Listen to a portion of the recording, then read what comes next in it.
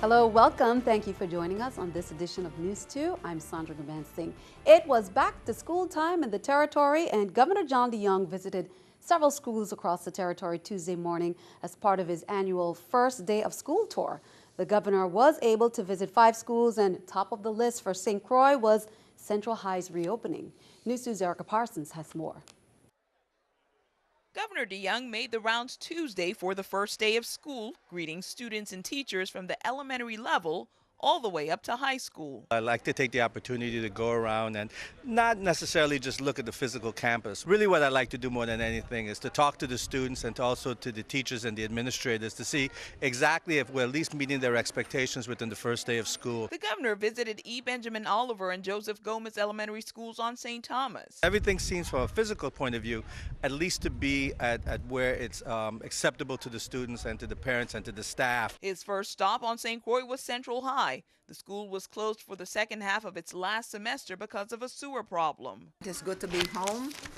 It's good to have my students coming back to Central High School, go Crabs, and it was a good day so far. We're particularly sensitive to the Central High School and exactly making sure that the needs of the students and everyone are met and that the conditions that at the end of last year are not the same. Multiple local agencies, including Public Works, Waste Management, and the Department of Education, worked to prepare Central High so it could open its doors on time. Officials plan to monitor Central and the other schools in the coming days. I think we've solved some of the problems, but we're on alert just in case anything is of anyone's concern. I think there's a tremendous commitment to making sure that the students for Central could be back in their school this year, and I think that we fulfill that requirement today. Principal St. Clair, like the governor, is also grateful to all the agencies who helped to get Central back on track, but now it's back to business. But this will be an awesome school year for our children, and we have to make sure that they're able to enjoy it, that they learn, that they enjoy themselves, and that education really is a combination of fun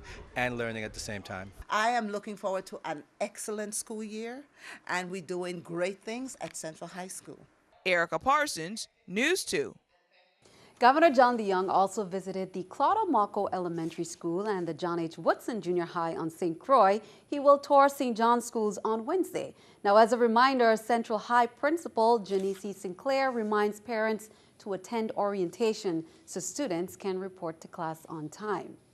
Education Commissioner Donna Fred Gregory offered a message for the new school year. She says the goal is to provide the students with an education that will allow them to succeed in the college, classroom, or today's globally competitive workplace. It's my pleasure to welcome our students and staff back for what we hope will be a very productive 2014-2015 school year. While we have had to deal with a number of challenges, I want to assure all that the department has been steadfast over the last few months in putting in the frameworks we need to support our students, our teachers, and administrators. As we move into the new year, we continue to focus on the integration of the Common Core state standards.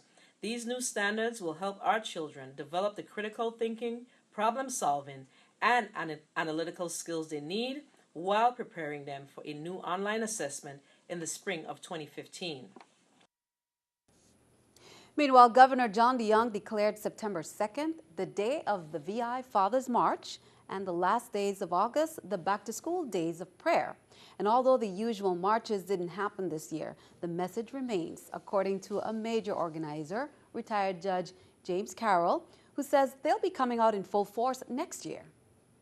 We do intend to be out there in force next year, going out to all the schools and the churches and encouraging the fathers to take their children back to school on the first day of the year. For the back-to-school days of prayer, the churches and synagogues in our community to pray for the return of the students, the teachers, the parents, and the school administrators for the new school year.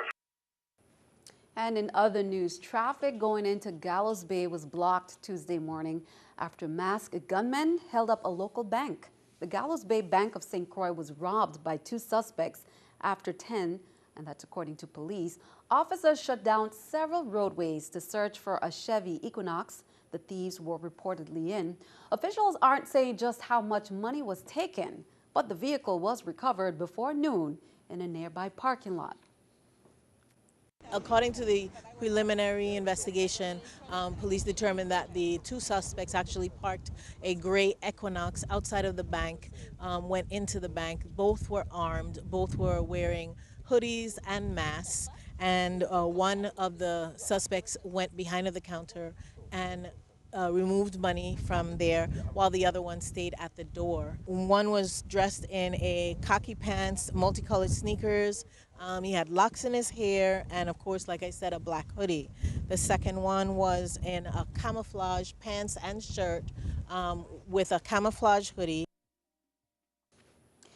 In other news, Chief District Court Judge Wilma Lewis sentenced Fernando Cabret III, 30 years of age, to 3 months of home confinement, a fine of $2,500, and 1 year of federal supervised release for possession of marijuana on Thursday. Cabret was also sentenced to 60 hours of community service to speak publicly about the crime. Court records indicate that Cabret was arrested on August 14, 2013, after federal agents and task force officers searched his home pursuant to a warrant and seized 23 rooted and 8 cut or uprooted marijuana plants, small amounts of processed marijuana, and marijuana cultivation equipment. He was initially charged with the possession of marijuana with intent to distribute and later pleaded guilty to possession of marijuana. Well, here's an update on Hovenza when the Fourth Amendment was signed in November of last year. Concerned parties were looking out for what that signing enabled Hovenza to do, which was to find a buyer for the refinery. But progress seems slow for the search for buyers, which has continued past deadline. News 2's April Knight has the updates. It's been 10 months after the signing of the controversial Fourth Amendment to the Hovenza Concession Agreement, and still no buyer for Hovenza. For the second time, Governor John deJongh granted an extension Monday to the deadline on finding buyers for the embattled facility on St. Croix. Having these extensions is not unusual, particularly in a process that involves an asset of this nature and of this importance to a community. Hovenza hired Lazard, a financial advisory and management company, to look for buyers. Late last year, Governor deJongh said Lazard was marketing Hovenza through its offices in New York, Houston, and Paris, casting a wide net to draw a diverse set of potential buyers. It's clear that the owners through Lazard went very deep and broad with respect to finding interest in parties. The deadline for finding a buyer was August 15th, which had to be extended another 15 days. That initial extension expired on Saturday, and this second extension was granted right after. When I say brief, it's going to be for a couple of weeks more than anything else. It's not going to be for an extended period of time. It will be very intense with respect to our negotiations and discussions with the owners and the parties that they have interest in the refinery. According to the governor, the sale of the refinery is a complex transaction, and it's best to be thorough if the economy of St. Croix and that of the territory are at stake. I study it. I'm judicious about making sure that we mitigate any risk and that the parties are ones that can actually bring it to fruition. And if that requires me to give this extension, to have these discussions, that's what I want to do. Reporting for News 2, I'm April Knight.